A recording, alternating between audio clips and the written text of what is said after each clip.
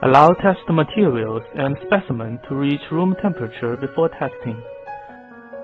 Read the package insert carefully before use. The kit is composed of the test cassette, buffer, and dropper. Remove the test cassette from the sealed foil pouch. Do not open the pouch unless you are ready to begin the test. Place the test cassette on a dry, flat surface.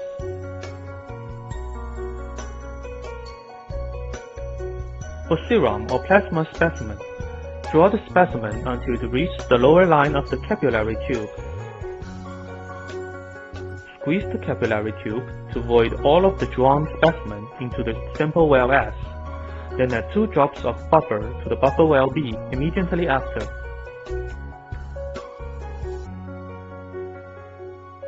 For whole blood specimen, draw the specimen until it reaches the upper line of the capillary tube. Squeeze the capillary tube to void all the drawn specimen into the simple well S. Then add 2 drops of buffer to the buffer well B immediately after.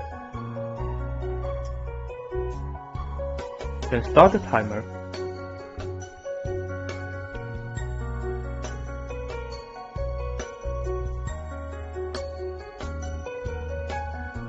If after 2 minutes, the sample has not moved across the test window, but if blood still present in the sample well S, add 1 additional drop of buffer to the buffer well B.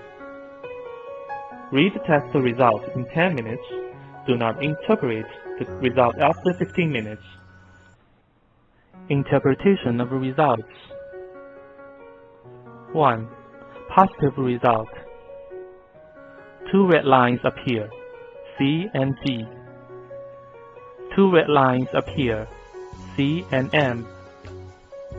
3 red lines appear, C, G, and M. 2. Negative result. Only 1 red line appears in the control region, C. 3. Invalid result. Control line remains completely or partially blue. The control line must completely change from blue to red. Review the procedure and repeat the test with a new test cassette if an invalid result appears. Warning: this product is intended for professional use only and not for home use. Please follow the directions for use on package insert strictly. In general, antibodies can be detected 1 to 3 weeks after infection, as there is a window period. If any symptoms such as fever or cold appears, whether got a positive or negative test result, be sure to make a further diagnosis combined with clinical indications and other diagnostic methods to prevent delay in treatment.